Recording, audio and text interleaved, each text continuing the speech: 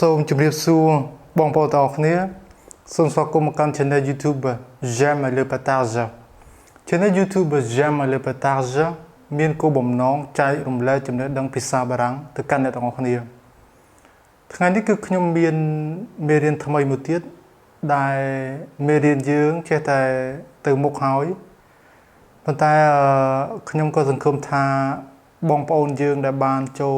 ទស្សនាវីដេអូមេរៀននៅក្នុង Channel YouTube J'aime le partage ក៏មានការពង្រីកពង្រឹងចំណេះដឹងបានច្រើនក្រាស់ក្រែលណាស់ដែរណា Bonjour chers amis bonjour à toutes et à tous bienvenue dans ma chaîne YouTube J'aime le partage aujourd'hui j'ai une autre vidéo dans laquelle je vais vous expliquer comment utiliser les verbes et les constructions. Alors dans notre leçon continuera jour après jour et j'espère aussi que vous pouvez améliorer votre connaissance de la langue française aussi. បាទយើងចាប់ផ្ដើមទាំងអស់គ្នាណាសូមអ្នកទាំងអស់គ្នាពិនិត្យមើលមេរៀនយើងថ្ងៃនេះគឺ les verbes et le construction OK les verbes et le construction កិរិយាសព្ទហើយនឹងសំណងណាសំណងប្រយោគរបស់កិរិយាសព្ទហ្នឹង accepter ខ្ញុំមានកិរិយាសព្ទមួយគឺ accepter គឺអ្នកនរគ្នាដឹងហើយណាមានន័យថាទទួលណាព្រមអូខេទទួលក៏ព្រមអញ្ចឹង accepter វាជា verb អូខេនៅពេលនេះ accepter ខ្ញុំនឹងលើកយកមកបង្ហាញអ្នកទាំងអស់គ្នាអំពីសំណងប្រយោគណាដែលតាក់ទងជាមួយនឹងកិរិយាសព្ទ accepter នៅលើក្តារខៀននេះគឺខ្ញុំមាន clear ចំនួន3 clear នីមួយៗគឺសុទ្ធតែមានកិរិយាសព្ទ accepter នៅក្នុងហ្នឹងប៉ុន្តែបើសិនជាខ្ញុំប្រែឲ្យអ្នកទាំងគ្នាទៅតែម្ដងគឺយើងអាចយល់ប៉ុន្តែនៅក្នុងវីដេអូនេះខ្ញុំនឹងឲ្យអ្នកទាំងគ្នាទី1គឺយល់អត្ថន័យទី2គឺយើងយល់អំពីគ្រឿងផ្សំណាដែលយើងអាចនិយាយថាសំណងប្រយោគនៅក្នុង clear នីមួយៗពីព្រោះនៅក្នុងភាសាបារាំងតើតើយើងចាំណាអំពីគេហៅថា construction verbale ឬក៏យើងហៅឲ្យសាមញ្ញបែបនេះក៏បានដែរគឺ les verbes et le construction ឥឡូវសូមអ្នកទាំងនេះពិនិត្យមើល clear នេះជាមួយខ្ញុំសិន accepter toutes mes excuses pour ce retard accepter toutes mes excuses pour ce retard accepter នៅក្នុងនេះគឺមកពីកិរិយាសព្ទ accepter ប៉ុន្តែតើអ្នកសូមមើល clear នេះគឺស្ថិតនៅក្នុងប្រភេទ clear អីគេហើយមួយទៀតក៏យើងអាចនិយាយពីទម្រង់មួយបែបបានដែរគឺទម្រង់បញ្ជាគឺបែបនេះតើអ្នកសូមពិនិត្យមើលaccepter toutes mes excuses pour ce retard ទម្រង់នេះគឺជាទម្រង់គេតើអ្នកយើងឃើញទេ accepter នៅពេលនេះយើងឃើញ az ដូច្នេះយើងដឹងថាវាប្របាយជាមួយនឹងប្រធាន vous ប៉ុន្តែយើងអត់ឃើញមានប្រធានទេអញ្ចឹងមានន័យថា clear នេះគឺជាទម្រង់ imperatif អូខេជាទម្រង់ imperatif ចឹងខ្ញុំសរសេរឲ្យគឺ imperatif យើងដឹងថា imperatif គឺអត់មានប្រធានទេមែនទេប៉ុន្តែយើងអាចដឹងយើងអាចមើលកិរិយាសព្ទដឹងថាប្រធានមួយណាបន្តមកទៀត accepter toutes mes excuses អូខេអញ្ចឹងបន្ទាប់ពី accepter គឺយើងមាន toutes មកដល់ត្រឹមនេះទាំងអស់នេះអាហ្នឹងគេហៅស្អីគេ toutes mes excuses កន្លែងនេះបើសិនជាយើងមើលមកផ្លែតគឺ quelque chose មានថា clear នេះឥឡូវខ្ញុំសូមប្រែជាមុន accepter toutes mes excuses pour ce retard មានថាសូមណាចូលអ្នកទទួលយកអូខេចូលអ្នកទទួលយកឬក៏ចូលអ្នកព្រមយក ការសុំទោសរបស់ខ្ញុំទាំងអស់អំពីការយឺតយ៉ាវនេះអូខេឧទាហរណ៍ថាយើងទៅយឺតបន្ទាប់មកយើងសុំទោសគេដែលយើងយឺតណាមានន័យអញ្ចឹងកន្លែងនេះគឺទម្រង់របស់វាគឺ quelque chose អូខេ quelque chose អញ្ចឹង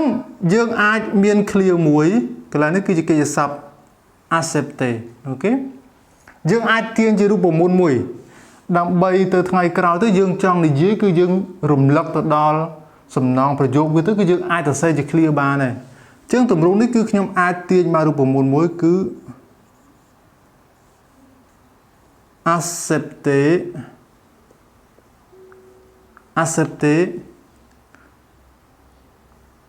ឬក៏មិនបាច់ចាំបូកក៏បានដែរ accepter quelque chose ខ្ញុំអាចទៅសេថា accepter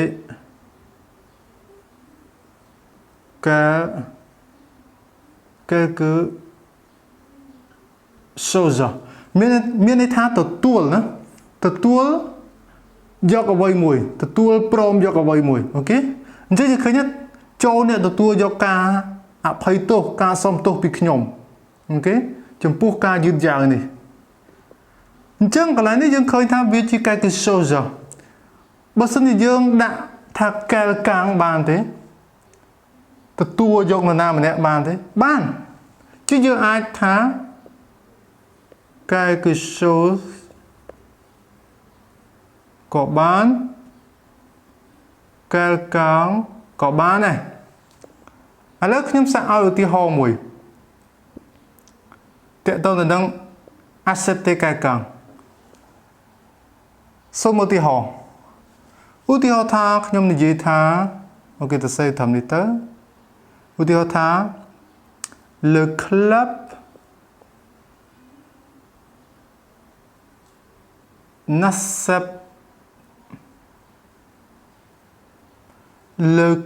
n'accepte pas les enfants អូខេបានដូចគ្នាយើងឃើញទេអញ្ចឹង les enfants គឺជាមនុស្សកាលណាយើងនិយាយពី quelque chose គឺជាវត្ថុគឺជាអ្វីមួយហើយដល់ពេល les enfants នេះគឺជាមនុស្សអញ្ចឹងគឺ quelqu'un នេះឃើញនរណាម្នាក់ណាទទួលយកនរណាម្នាក់ដល់ពេលកន្លែងនេះគឺ club គេអត់ទទួលយកគេក្មេងៗទេមានន័យអញ្ចឹងបន្តមកទៀតបងប្អូនមើលទម្រង់ខាងក្រោមវិញមើលទម្រង់ខាងក្រោម il a accepté de changer de place avec moi ឃ្លានេះមានន័យថាគាត់ណាគាត់បានឯកភាពឬគាត់បានយល់ព្រមផ្លាស់ប្ដូរណាកន្លែងជាមួយនឹងខ្ញុំកន្លែងនេះយើងអាចថាកៅអីណាអាចថាកន្លែងទស្សនាមួយក៏បានដែរឧទាហរណ៍អ្នកតនេះទៅមើលបាល់ណាទិញកៅអីទិញសម្បត្តិទិញអីចឹងទៅអានោះក៏គេហៅថា plus ដែរអូខេចឹងម្ដងទៀត il a accepté de changer de place avec moi ចឹងទម្រង់នេះយើងអាចទាញបានសំណងប្រយោគមួយគឺយើងមាន accepter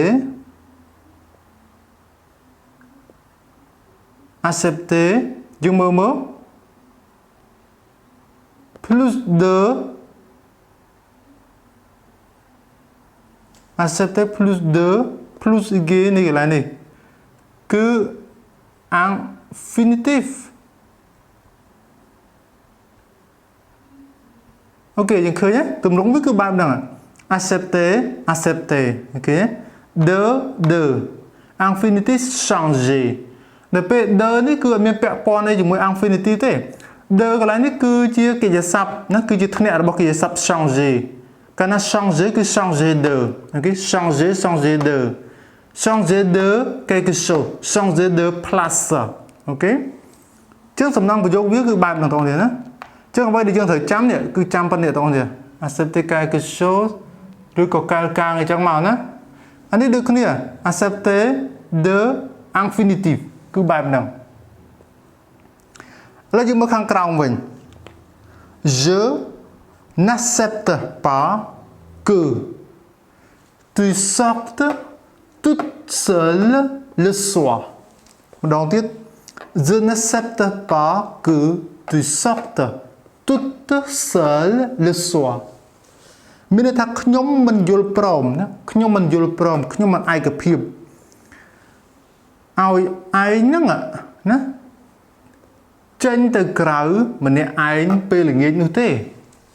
យើងមើលសំណងប្រយោគនឹងមើលតើមានអីខ្លះយើងមាន accepte មួយអូខេ accepte យើងដាក់ accepte មកវិញមកអូខេចុះខ្ញុំដាក់ accepte មកវិញមកaccepte ណាបន្ទាប់មានគេមានគឺចឹងយើងបូកជាមួយនឹងគឺអូខេ accepte បូកជាមួយនឹងគឺតោះនេះសូមមើលទម្រង់នេះ tu sortes toute seule le soir អានេះគេហៅគេតោះនេះគេจะ sortir នៅពេលនេះគឺ tu sortes តើវាជា présent តើវាជា clear indicative បច្ចុប្បន្នឬក៏មិនមែនទេមិនមែនទេតោះនេះមើលបើសិនជាវា présent ទួយកន្លែងនេះវាទៅជាទួយគេទួយសក់មែនទេប៉ុន្តែនេះគឺទួយសក់តអញ្ចឹងកន្លែងនេះសក់តកន្លែងនេះគឺជាអីគេទម្រង់វានេះគឺទម្រង់ subjunctive អូខេជាទម្រង់ subjunctive អញ្ចឹងសរុបមកវិញណាគេจะ accepter ហ្នឹងសំណងប្រយោគរបស់វាគឺមាន3ប្រភេទហ្នឹង accepter quelque chose accepter quelqu'un OK accepter de plus infinitif accepter plus que plus subjonctif ចឹងយើងឃើញកន្លែងនេះ subjonctif គឺមានគឺមាន subjonctif តើបងប្អូនចឹងវីដេអូខ្ញុំថ្ងៃនេះគឺចែករំលែកអ្នកទាំងអស់គ្នានៅសំណងប្រយោគហើយចាប់ពីវីដេអូនេះទៅគឺសារៈសំខាន់ណាស់ដែលអាចឲ្យអ្នកទាំងគ្នាយល់ដឹងពីសំណងប្រយោគឲ្យកាន់តែច្បាស់យើងអាចសរសេរ clear មែនតើទៅបើសិនជាយើងអត់ដឹងពីសំណងប្រយោគណារបស់កិច្ចសព្ទអីមួយទេឧទាហរណ៍ខ្ញុំលើកឧទាហរណ៍មួយណាឧទាហរណ៍ថាកិច្ចសព្ទហើយនឹងថ្នាក់របស់វាបើសិនជាយើងអត់ដឹងក៏យើងពិបាកនៅក្នុងការសរសេរដែរជាពិសេសនៅពេលដែលយើងសរសេរតាក់ទងជាមួយនឹង pronom COD pronom COE រឹតតែសំខាន់ទៅទៀតបាទបងប្អូនបើសិនជាអ្នកទាំងនេះយល់ថាវីដេអូនេះមានសារៈប្រយោជន៍សូមជួយចុច Subscribe ចែករំលែកចុចសញ្ញារូបកណ្ដឹងឲ្យបានច្រើនណាបានទៅដល់អ្នកដែលក៏ស្រឡាញ់ចូលចិត្តរៀនភាសាបារាំងហើយយើងជួបគ្នាវីដេអូក្រោយៗទៀត Merci beaucoup d'avoir regardé. Si vous pensez que cette vidéo est très intéressante, vous pouvez vous abonner et vous pouvez partager auprès de vos amis afin de partager la connaissance de la langue française.